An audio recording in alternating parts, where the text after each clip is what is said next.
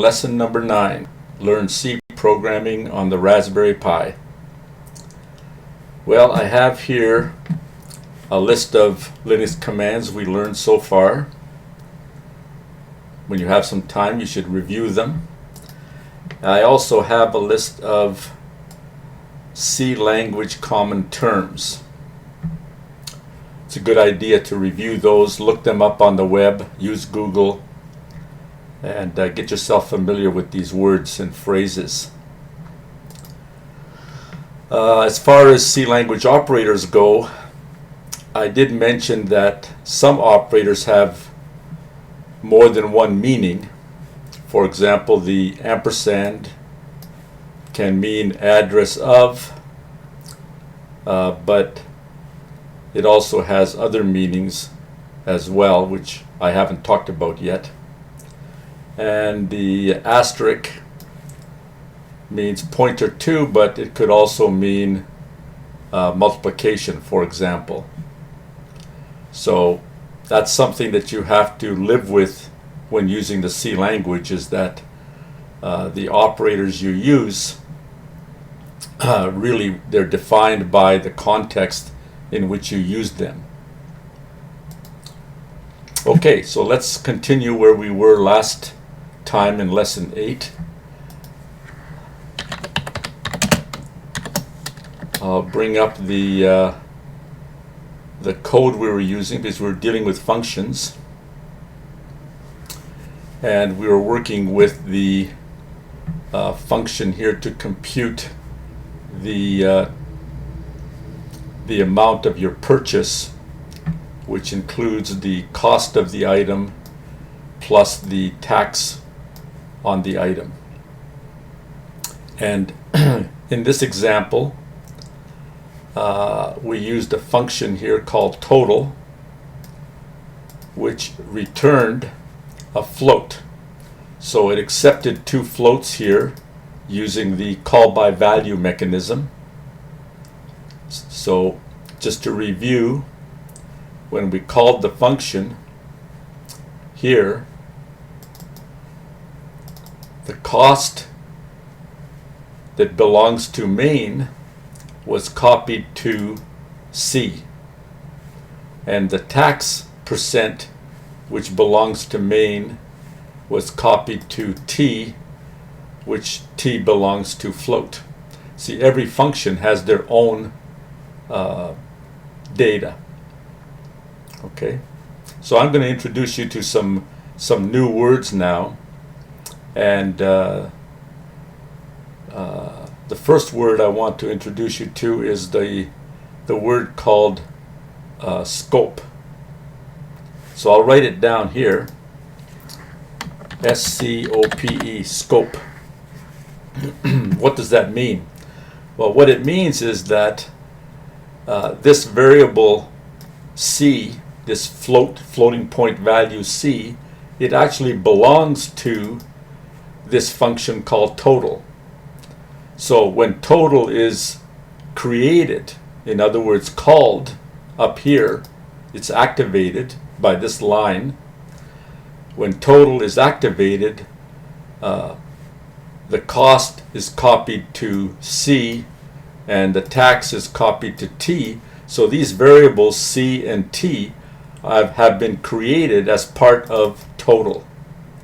And when total exits down here on this, with this brace, or with actually the return statement, then both C and T are gone.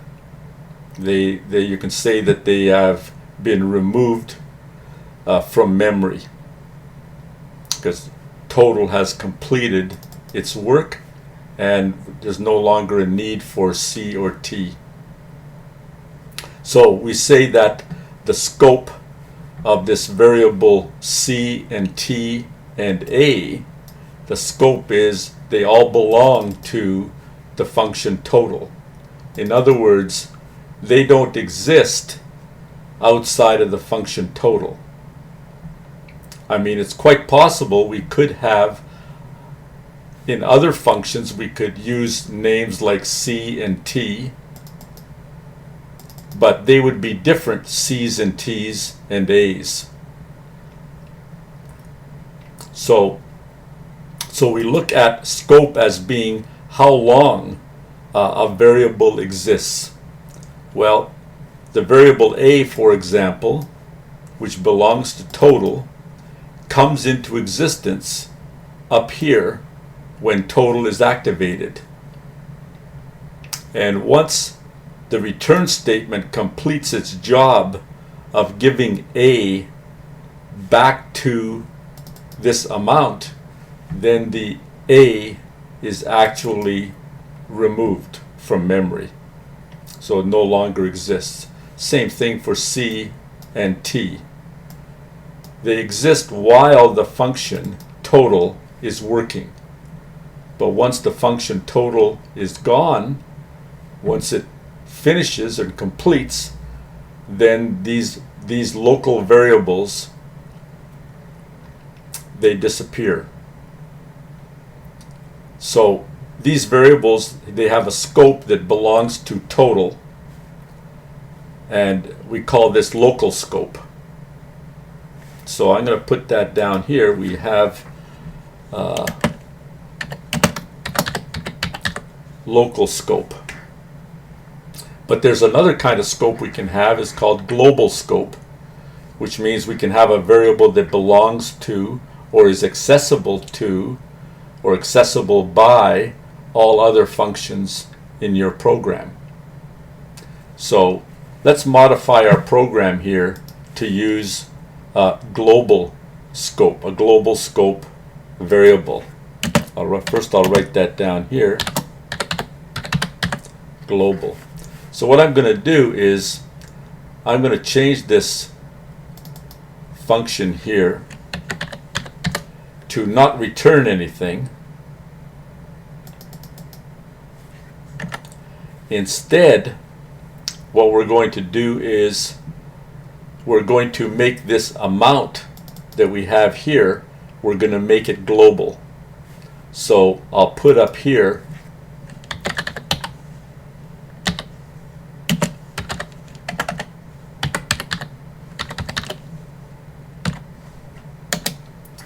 I declared it. You notice I declared this variable outside of any function.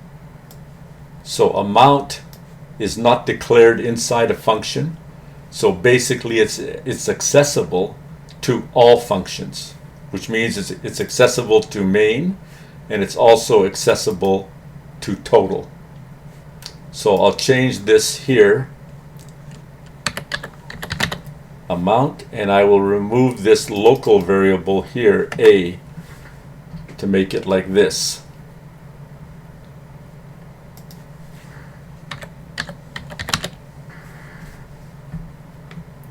Well, if you look at this program, first of all, let me save it into lesson number 9.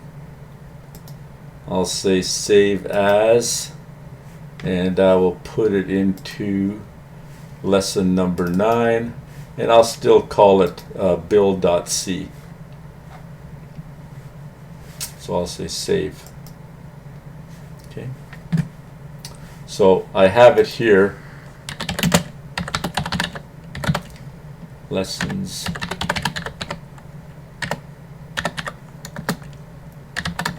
So now I have it here in my lesson 9 directory. So let me compile it.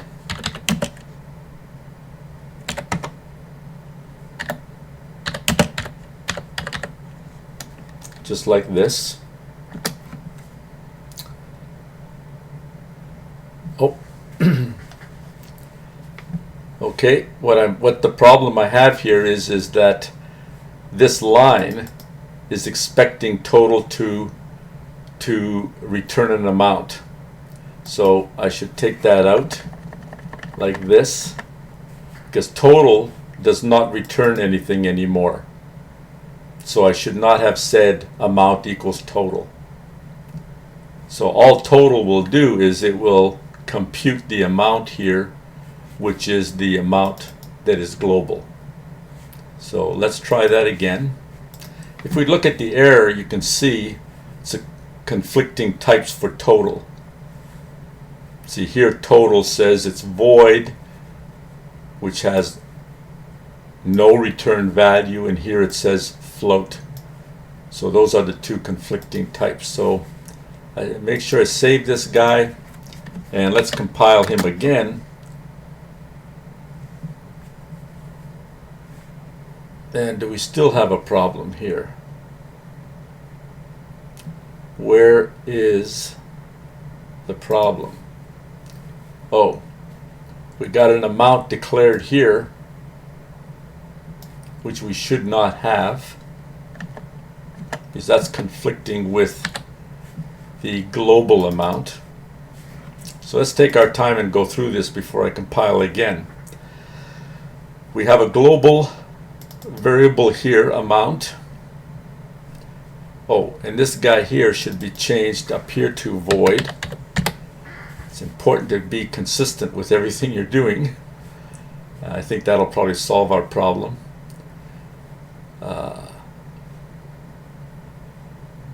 So now we say enter the cost of the item, cost, enter the tax, tax. We use the total function here, which does not return anything. We just use it to compute the amount, and the amount is basically this global variable up here. So one more time, let's try to compile it, and now it was successful. So let's run the program. Enter the cost of the item, let's say $10, and the percent is 10%. So it says the total value is $11. Your amount is $11, which is correct. So let's just take a look at what's happening here with these variables. This statement up here says that amount has global scope. Amount has global scope. It is accessible by every function. It's accessible by main. You see main is using it right here. It's also accessible by total. Total is actually calculating it and also printing it right here. So amount has global scope. But if you look at cost and tax, these two variables have local scope because they belong to the function main.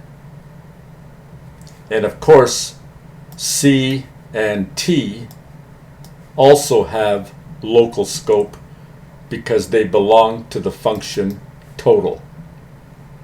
So it's important to realize, again, because of the call by value mechanism C uses, that C occupies different memory from cost.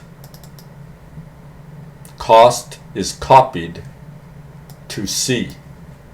Tax is copied to T. Amount is then computed. Where is amount? Well, amount is global up here. So we've looked at three different ways that functions can communicate. So maybe I should write that down here. We'll add this to our little notes page here. We'll just say how functions communicate. And I'll say 1, they can use parameters or arguments to pass data between them. That's one way that functions can communicate with each other. 2, they can use the return statement to pass a value back to the calling function. Or 3, it can use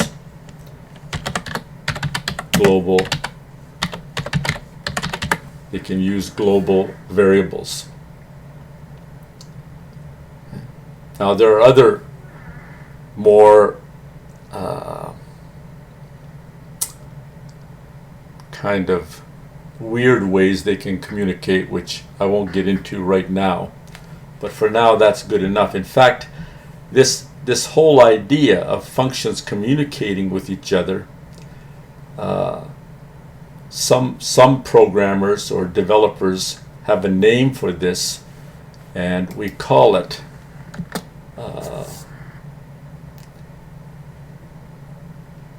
let's see.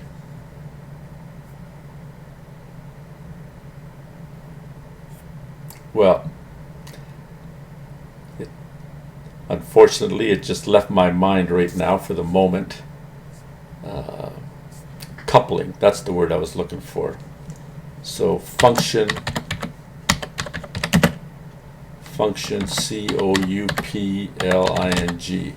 coupling. How functions are coupled together. So for example, if you have two functions, function A and function B, and they don't communicate with each other, they don't pass parameters between each other, they don't return values to each other, they don't work on common global data, then we can say those functions are very loosely coupled. On the other hand, functions that have a lot of data passed between them and that use common global data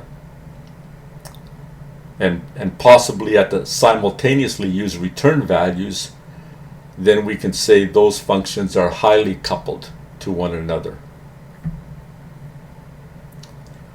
Well, we're getting into a lot of new words now and new ideas, so I think it's probably good enough for now for lesson number 9. Let me just save this list here. I think that for lesson number 10, I'd like to start using a new library, which is the Wiring Pi library.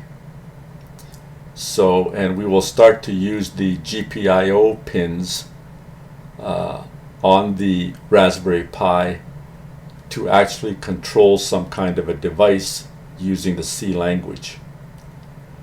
So, before you head to lesson number 10, please review all the previous lessons, learn more Linux commands, go over all the different C language terms, look at different C operators, and even remember how functions communicate with each other. Okay, so I think for now that will be good enough. We'll see you next day for lesson number 10.